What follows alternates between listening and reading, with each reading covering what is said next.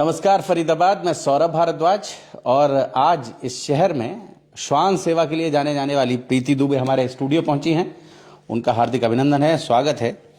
प्रीति जी नमस्कार। Thank you so much. नमस्कार। और प्रीति जी, कुत्तों की सेवा के लिए ये शहर पहचानता है प्रीति दुबे कुत्ते वाली, ऐसा कहते हैं लोग। ऐसा कितने साल से श्वान सेवा कर रही हैं आप? सर बेसिकली बचपन से कर रहे हैं, पर एनजीओ रजिस्टर्ड करवाए 9 इयर्स हो गया मेरे को। और किस नाम से एनजीओ रजिस्टर्ड है? PFA Faridabad unit 2, that is recognised by Animal Welfare Board of India. अच्छा, यूनिट 2 से क्या फर्स्ट क्या है? यूनिट फर्स्ट क्या है? यूनिट 2 मतलब कि एक यूनिट 2 का कुछ ऐसा नहीं है, मतलब कि पर जो नाम रिकमेंडेशन दिए थे उसमें ये नाम सिलेक्ट हुआ था सर। ये आदमी लिखता है ना पहले यूनिट 1, यूनिट 2, यूनिट 3 ऐसे। नहीं सर, ऐसा कुछ नहीं है, पर जैसे 2-3 नाम हम लोगों ने दे रखे थे तो ये नाम सिलेक्ट हुआ था। हमारे लॉयर ने बोला ये नाम सिलेक्ट हुआ है। मेनका गांधी जी चलाती हैं NGO PFA, people for animals. हाँ जी, ये प्रीति फॉर एनिमल्स है sir. Preeti for animal, good, बहुत बढ़िया। तो ये कैसे शुरू किया थोड़ा सा? 2014 में हमने रजिस्ट्रेशन कराया था पीएफए फरीदाबाद यूनिट 2 के नाम से। पहले जुड़ी नहीं आप भी मेनका गांधी जी के साथ? हाँ जी सर, जुड़े हुए थे हम लोग, क्योंकि सबकी प्रेरक वही है, सब लोग उनसे इंस्पायर होते हैं। तो we also registered an NGO और हम लोग काम करने लगे और काफी सहयोग मिलता रहा लोगों से, लोगों का प्यार मिलता रहा। कुछ एनिमल हेटर्स भी बने, कुछ दुश्मन भी बने, पर इस काम को करना ये होता है कि मोटिवेट और होते रहे कि जानवरों के लिए कुछ करना है हमें।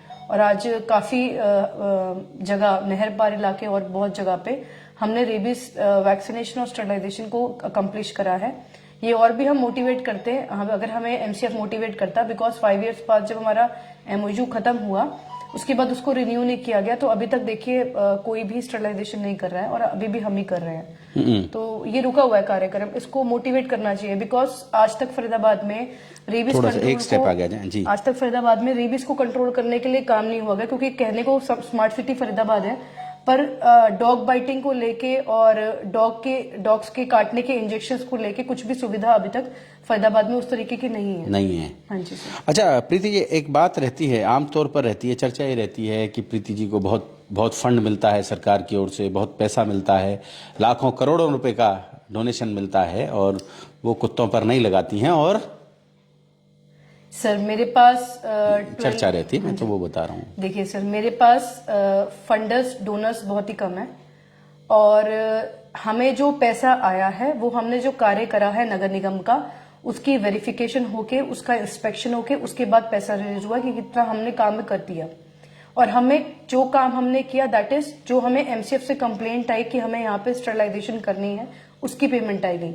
बीमार कुत्तों को उठाने के, उनके ट्रीटमेंट करने के, या गाय का चारा खिलाने के लिए, या गाय को, कुत्ते को फीडिंग करने के लिए, उसके लिए ना तो हमें एमसीएफ से आज तक कोई फंड आया, ना ही हमें लोकल कोई एमएलए एमपी ने कभी सपोर्ट किया कि हम आपको इतनी दवाइयां मुफ्त में दान दे रहे हैं, आप कार्य करें।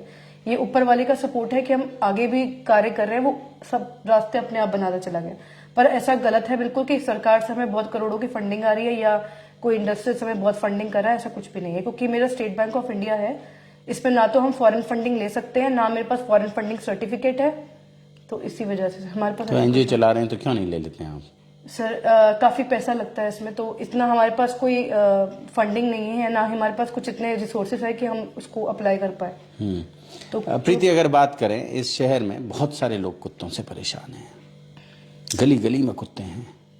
कितने कुत्ते होंगे इस शहर में अगर हम बात करें अंदाजन? देखिए आप, ये तो आंकड़ा आज तक सरकार के पास मतलब नहीं है। आप दिन भर अब तक देखिए 5 इयर्स में हम लोगों ने मोर देन 7,000 डॉग्स की स्टरलाइजेशन कर दी है, तो कि आप लगा सकते हैं अंदाजा कितने कुत्ते अभी बचे हैं सर। करोड़ों कुत्ते, क्योंकि ग्रेटर फरीदाबाद में करोड़ों आराम से होंगे सर, क्योंकि ग्रेटर फरीदाबाद सूरज कुंड रोड देख लीजिए, आप ग्रीन वैली देख लीजिए, that is an open area. वहां पे बहुत कुत्ते हैं, जंगल में बैठे हैं, जिनकी स्टरलाइजेशन हुई नहीं, वो माइग्रेटो के सेक्टर्स में आ जाते हैं। तो कैसे पता चलता है? जब आप उनकी नसबंदी कर देती हैं तो कुछ चिन्ह लगाते हैं उन पर?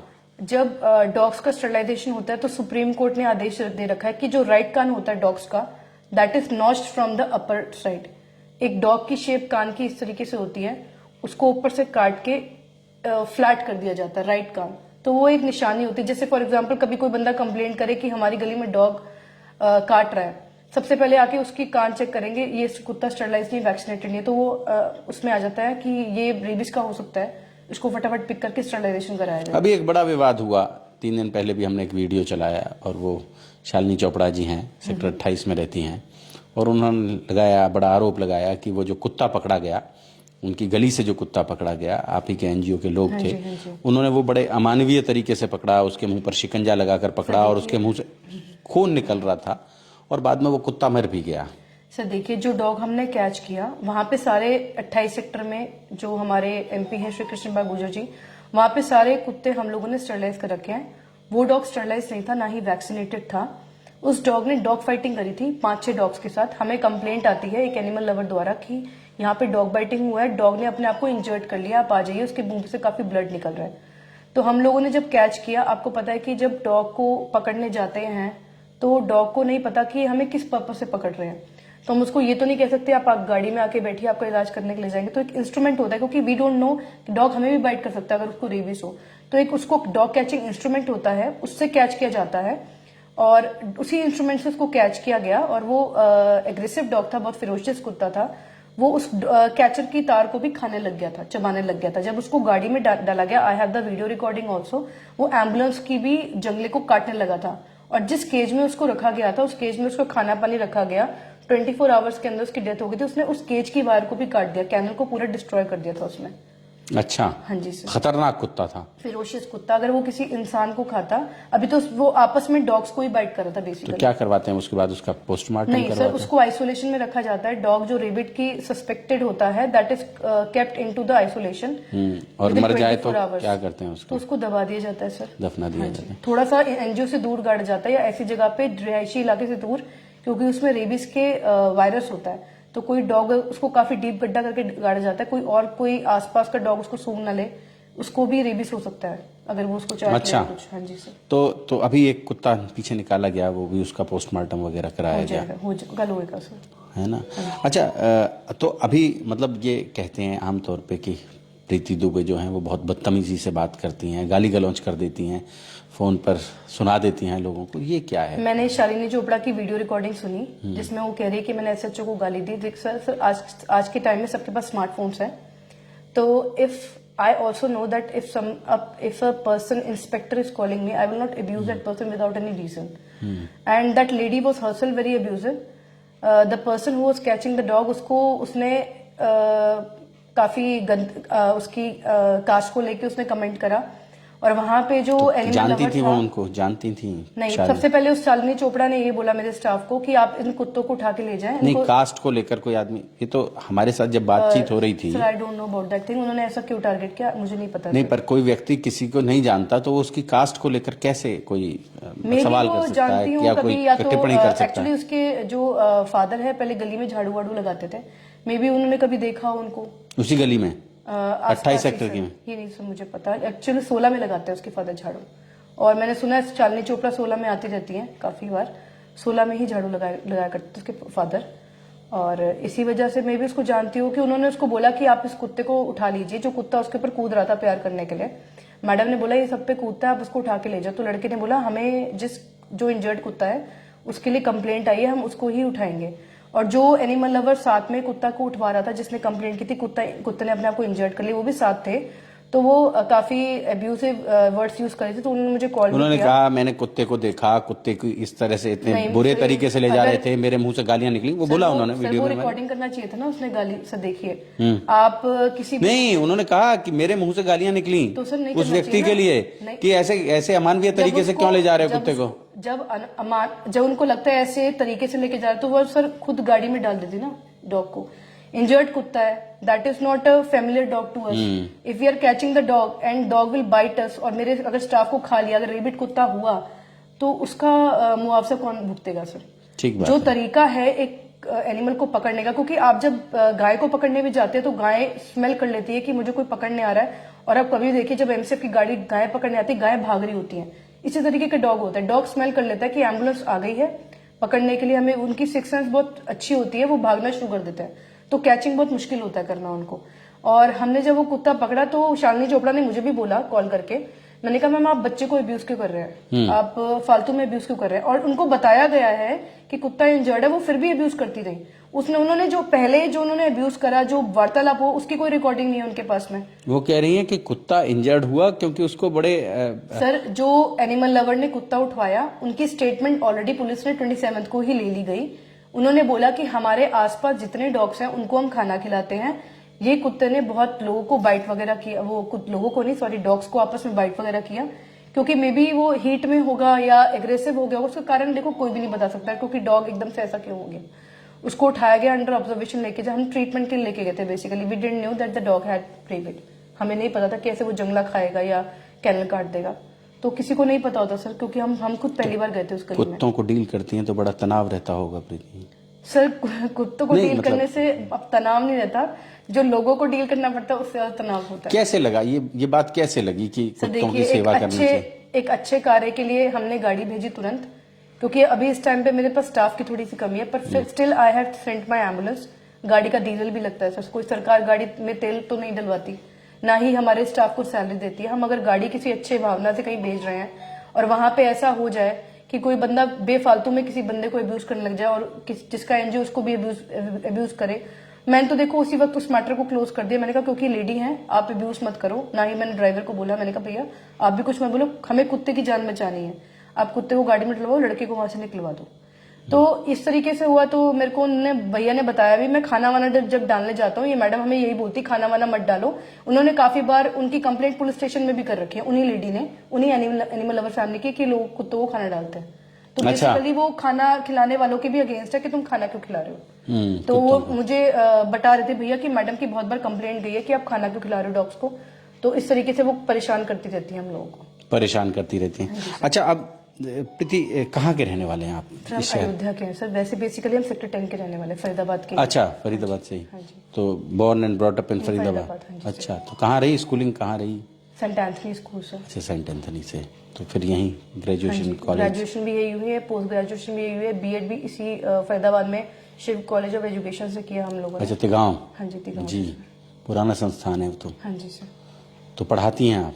नहीं sir, basically I was previously teacher, but animal welfare was my passion, so I converted my passion into a mission, that's why I started running an NGO.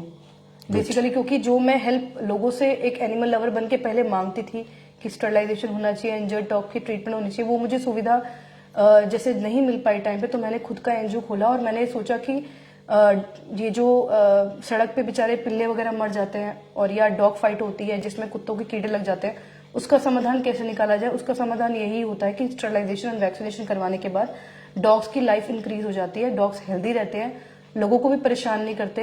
Heat period में लोग आराम से घर में सो रहे होते हैं, आपस में रात को लड़ते नहीं है कुत्ते। तो इसी वजह से जो जनरेशन जितनी है उतनी ही रहती है, आगे बढ़ती नहीं है। मतलब आसपास के दूसरे डॉग्स आपकी गली में आके, फिर भी हर आदमी कह रहा है कि हमारे पूरे मोहल्ले में कुत्तों ने नाक में दम कर रखा है। वहां पे मे बी स्टरलाइजेशन नहीं हुई पी हो, क्योंकि आप 5 साल में रेबीज को ना ही कंट्रोल कर सकते, ना ही आप पॉपुलेशन को कंट्रोल कर सकते हो। क्योंकि 5 ईयर्स ही हुए थे हम लोगों को ये प्रोजेक्ट रन करते हुए, एनिमल बर्थ कंट्रोल प्रोग्राम का, जो कि 25 साल से दिल्ली एनसीआर में चल रहा है। अभी भी वहां अभियान चल रहा है, जो कि फरीदाबाद में अभी बिल्कुल। वो कहते हैं ये भी अपने आप में एक बड़ा घोटाला है कि ये कभी कंट्रोल नहीं होगा और उसके नाम पर अरबों रुपया खर्च हो जाएगा। नहीं सर, देखिए जहां मतलब ऐसा कहते हैं, जहां पे गवर्नमेंट का इन्वॉल्वमेंट होगा, जहां पे पैसे का इन्वॉल्वमेंट होगा, वहां पे करप्शन तो होता है, और उसको जांच गवर्नमेंट को करनी पड़ेगी। क्योंकि पूरी तरीके से आपको पता है सर, हर चीज सही से नहीं चलती है जी। और सही काम करने वाले लोग भी बहुत कम है। हम लोगों ने 5 साल काम किया, अब हमारे ही 6 मंथ्स के पैसे अब तक रिलीज नहीं किए गए। हमारे जो एमसीएफ के अधिकारी वो कहते हैं एसओपी सौंपी गई, उस हिसाब से पैसे दो। जब हमारा एमओयू साइन हुआ था, उसमें जो टर्म्स एंड कंडीशन दी गई थी उसके हिसाब से हमने काम किया। First party was the commissioner, second party were we, because we were running the NGO, and who is that person who is making the SOP. आप एमओयू के साथ चेंजेस कर रहे हैं, आप किसी को इंस्ट्रक्शन नहीं दे रहे, और आपको 6 महीने काम कराने के बाद आप उसके बाद वो चीजें लेके आ रहे हैं। That means you don't want to give the money, आपकी मंशा कुछ और है। तो इस तरीके से सर अच्छे लोगों को परेशान किया जाता है। अगर मैं सही नहीं होती तो I would not have launch the FIR, या I would not have done that case in the court to get my money back. तो अभी भी कोर्ट में वो केस चल रहा है, क्योंकि मेरे पैसे अब तक 6 और 7 मंथ्स के रिलीज नहीं हुए हैं MCF कितना से। पैसा है एमसीएफ के पास जो नहीं दे रहा है? होगा सर 5-6 लाख। 6-7 साल के हैं सर, 6-7 साल के पैसे हैं। 6 साल से पैसा नहीं दिया? 6 मंथ से सर। 6 महीने पैसा नहीं 6 दिया, मंथ से। तो 5-6 लाख रुपया है वो जो हाँ जी सर, रुका है। हुआ है। हर महीने का 5-6 लाख है या नहीं, कुल 5? कुल मिला के 5-6 लाख, 5-6 लाख रुपया है। जिसमें उनको सिर्फ पैसा उसका देना जो हमने काम किया है, जो हमने इंजर्ड कुत्ते उठाए, जो हमारे पास अभी भी जीव रह रहे हैं, जो खाना पीना खा रहे हैं हमारे पास, जो हमारे पास काउस है, उनका हमें सरकार की तरफ से कुछ भी हेल्प नहीं आती। वो सिर्फ उनका है जो उन्होंने हमसे काम लिया है। कहते हैं कि प्रीति ने वो जमीन कब्जा ली वहां, इसको लेकर कुत्तों की, सर देखिए, मैं तो श्वानशाला को लेकर, श्वानशाला जो बनाई और वो जमीन कब्जा ली प्रीति ने। और कब्जा जो प्रीति है, जी, मैं तो वो बात कर रहा हूँ जो आरोप इस धरती पे इंसान कब्जा नहीं कर पाया। मरने के बाद ना धरती साथ जाती है, ना गाड़ी जाती है, ना फोन मोबाइल जाता है। Exactly. तो इंसान कब्जा करने वाला कौन है? Everything belongs to Vishnu ji. सब भूमि गोपाल की, उनकी है। सब भूमि गोपाल हम सिर्फ उनके सेवक है, सर्वेंट है। हम अपना कार्य कर रहे हैं। कोई अमर होके धरती पे नहीं आया। और मैं वहां पे कोई इतना बड़ा रेस्टोरेंट नहीं चला रही हूँ, जीवों की सेवा ही कर रही हूँ। आप आके देख भी सकते किस तरीके से जानवर वहां पे रहते हैं, हष्ट पुष्ट रहते हैं। तो वहां पे जानवर रह रहे हैं, मैं कोई खुद का अपना घर नहीं बना रही हूँ। तो कितने कुत्ते हैं अभी वहां पे हमारे पास 100 कुत्ते हैं, 22 गायें हैं। मंकीज आते हैं वाइल्ड लाइफ के द्वारा। और अभी हमारे पास नील गाय का एक बच्चा है जो कि सिर्फ 1 मंथ का है, उसकी मदर एक्सीडेंट में मारी गई थी। अरे, तो पुलिस वाले ही लेके आए थे उसको अपनी वैन में डाल के। वो भी हमारे पास ही है अभी। तो कोई भी छोटा मोटा चिड़ियाघर बना दिया है इन्होंने वहाँ। हाँ जी सर, वही है सर। मतलब और कौन रहेगा सर वहां पर? आप एक पल भी आके बैठिए 1 घंटे के लिए तो आपको लगेगा कि मैं कहाँ बैठ गया। और वहां हम पूरा दिन दे रहे हैं सर जानवरों के बीच में। मैं खुद फर्स्ट एड सीख के उनकी, कभी कभार मेगेट्स, कभी कभार क्या होता है कि डॉक्टर अवेलेबल नहीं होता जैसे रात को, तो हम गली गली जाके कुत्तों के जो कीड़े लग जाते हैं मेगेट्स, जिनमें बहुत स्मेल आती है, आप मेरी वीडियोस देखेंगे फेसबुक पे, मैं अपने हाथों से खुद उनके कीड़े निकाल रही होती हूँ। गाय की ट्रीटमेंट, हम गाय के कीड़े निकाल रहे होते हैं। अभी मैंने कहीं पे बैल की ट्रीटमेंट करवाई थी 85 सेक्टर में, जहां पे कोई भी एनजीओ नहीं पहुंचा। हमने रात को वहां पे गाय के कीड़े निकलवाए, जिसमें से लोग बदबू के मारे अपना नाक बंद कर लेते हैं, उसमें से हम कीड़े साफ करते हैं उनकी जानवरों के।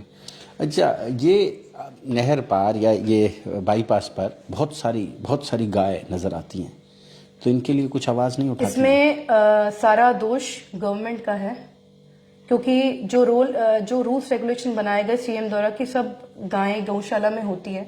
मैंने खुद अपने एरिया से कुछ गायों को पकड़वा के गौशाला भिजवाया गया और मैं नेक्स्ट डे देखा वो गाय रोड पे थी। हमारे जो कैचिंग के जो बंदे होते जो गायें पकड़ते, they are already having contacts with the people who are running dairy. वो उनको इन्फॉर्म कर देते कि तुम्हारी गाय पकड़ी जा रही है और वो डेयरी में जा रही है, इस डेयरी में जा रही है। वहां पे क्या होता है गौशाला में, वो लोग अपने रजिस्टर्स में दिखाते हैं कि गाय हमारे यहाँ पे आ गई। अब वो चारे के लिए अपनी पर्ची लगा देंगे नगर निगम पे कि इतनी गाय का आप चारा दीजिए और पैसे गवर्नमेंट से ले लेंगे। नेक्स्ट डे पे वही गाय जिनके नाम की उन्होंने पर्ची काटी, वो नेक्स्ट डे पे दोबारा रोड पे होंगी। उसकी 5100 की पर्ची डेयरी वाला जिसकी गाय थी उसके द्वारा कटवा ली जाती है और डबल मुनाफा हो जाता है और गाय दोबारा रोड पर आ जाती है। तो जो डेयरी वाले हैं उनपे कोई रेगुलेशंस तो नहीं ये है। देख रहे हैं फरीदाबाद आप, ये एक जितने बड़ा भी सांड घूम रहे हैं वो, आप अगर कोई भी इंजर्ड गाय उठाते हैं ना सर, सबसे पहले आपकी जब तक बीमार है रोड पे है, कोई पूछने नहीं आएगा। जिस दिन गाय ठीक होने आएगी उसको जबरन आपकी गौशाला से खोल के लोग ले जाएंगे और आप कंप्लेंट करते रहेंगे। आपकी कंप्लेंट का कुछ भी नहीं होगा सर, कुछ भी नहीं होगा। अच्छा, ये जो गाय के पीछे नाम लिख देते हैं अपना That is a busy cruelty, sir, बीजी वो और वो, हाँ, वो दाग देते हैं, वो क्या है? वो उस पे कुछ हल्ला, वो बड़ा लिखा देखते हैं बीजी। जब आपकी कंप्लेंट पे कोई एक्शन नहीं हो रहा, ऊपर से कॉल्स आ जाती हैं, तो आप ऊपर से कौन, मतलब कहाँ? प्रधानमंत्री कार्यालय से या? ये सर मुझे भी नहीं पता सर, कहाँ ऊपर कहाँ होता है वो, मतलब that I don't know sir. तो police is under pressure, police is not able to work properly. Police के ऊपर प्रेशर होता है, कहीं ना कहीं से कॉल मिला देते हैं, क्योंकि हमारे जो वोट देने वाले लोग हैं वही वोट देंगे सरकार को। तो कहीं ना कहीं से प्रेशर आता है, तो सरकार ही बेचारी परेशान होती है, प्रेशर में होती है वो पुलिस। अब क्या बोलेंगे हमारे दर्शकों को, क्या बोलेंगे? हमारे दर्शकों को ये बोलूंगी कि जो भी डेयरी लोग चला रहे हैं उनपे एक नगर निगम को, और नगर निगम में सबसे पहली बात है, हर क्षेत्र में नगर निगम में एक वेटनरी डॉक्टर होता है म्युनिसिपल कॉर्पोरेशन के अंदर, जो कि फरीदाबाद में है ही नहीं। जो मेडिकल हेल्थ ऑफिसर है, जिसको एबीसीडी नहीं पता है एनिमल वेलफेयर के बारे में, वहां पे एक वेटनरी डॉक्टर होना चाहिए और कैटल पॉइंट पे पूरा चेक होना चाहिए। क्योंकि जितने भी गौशाला हमारे गांव में पहले थी, जहां पे फंड सरकार के द्वारा जाता था, वहां पे बूढ़ी गाय लोग अपनी रोड पे छोड़ने की बजाय गौशाला में डोनेट कर दिया करते थे कि सरकार इसको देखेगी, वहां पे फंड्स भी जाता था। अब वो सारी गौशाला आप चेक करें, सारी बंद पड़ी हैं। क्यों? क्योंकि फंड्स वहां तक नहीं जा पा रहे। तो वहां तक फंड्स पहुंचाएं। और जो कायदा हरियाणा में तो गौ सेवा आयोग बना पूरा। आप देखिए सर, एक चेक कीजिए सारी गौशाला को, क्योंकि जितने भी गांव हैं उनके जो सरपंच हैं उनके अंडर जो गौशालाएं होती हैं वो ढंग से रेगुलेट नहीं हो पा रही हैं। क्योंकि मेरे को खुद एक सरपंच ने कांटेक्ट किया था कि आप हमारी गौशाला टेक ओवर कर लो, क्योंकि यहाँ पे फंड्स नहीं आ रहे, हमें गायों को रिलीज करना पड़ रहा है बाहर रोड्स के ऊपर। तो जितनी भी गौशालाएं बंदे रन कर रहे हैं, जो कि सिर्फ एक पर्पज से रन कर रहे हैं कि हमें दूध बेचना है, तो आप गौ माता के नाम पे वोट लेते हैं। तो गौशाला नहीं है, वो तो गौ डेयरी है, मतलब डेयरी है वो तो, गाय की डेयरी। But the person who are running gaushala also, वहां पे भी एक चेक होना चाहिए सर कि गाय मरने के बाद क्या होता है। गाय मरने के बाद उसको दबाया नहीं जाता, वहां पे मवेशी आते हैं। और ये शहर इतना नफरत करता है कुत्तों से, उनके लिए भी कुछ बोलेंगे आप? सर देखिए, हर बंदा अपनी पॉपुलेशन को कंट्रोल करने के लिए प्रिकॉशन यूज करता है, पर एनिमल्स के अंदर इतनी अकल नहीं होती है, तो उनके लिए हमें सोचना पड़ेगा। अपने अपने एरिया में जो रेजिडेंट वेलफेयर एसोसिएशन है वो कुत्तों को बाहर ना निकाले, क्योंकि कुत्ते अगर आप 10 बाहर निकालेंगे 20 दोबारा आ जाएंगे। You can not control the population, you can only control the population by sterilisation and vaccination. अगर आप उनकी स्टरलाइजेशन करवा देंगे, उनमें हार्मोनल चेंजेस आएंगे, बाइटिंग केसेस बहुत कम हो जाएंगे, पॉपुलेशन आगे नहीं बढ़ेगी और आरडब्ल्यूए को सही रहेगा। क्योंकि आरडब्ल्यू रेसिडेंट वेलफेयर जो एसोसिएशन है, अगर वो वैक्सीनेशन अपनी गली में मोहल्ले में डॉग्स की करवा देगा तो रेबीज कहीं ना कहीं तक कंट्रोल हो जाएगी। आपको सरकार के ऊपर निर्भर नहीं रहना पड़ेगा कि सरकार आएगी कुछ करेगी, वो सरकार कुछ नहीं करने वाली। जब वो इंसानों के लिए कुछ नहीं करे तो जानवरों के लिए भी कुछ नहीं करेगी। जी, हमारे स्टूडियो पधारने के लिए, हमें समय देने के लिए प्रीति जी आपका बहुत बहुत धन्यवाद। आपकी नाराजगी थी, हमने दूर की है। जोड़ेंगे फरीदाबाद आपको शहर की ऐसी ही और पर्सनैलिटीज के साथ। बहुत बहुत धन्यवाद।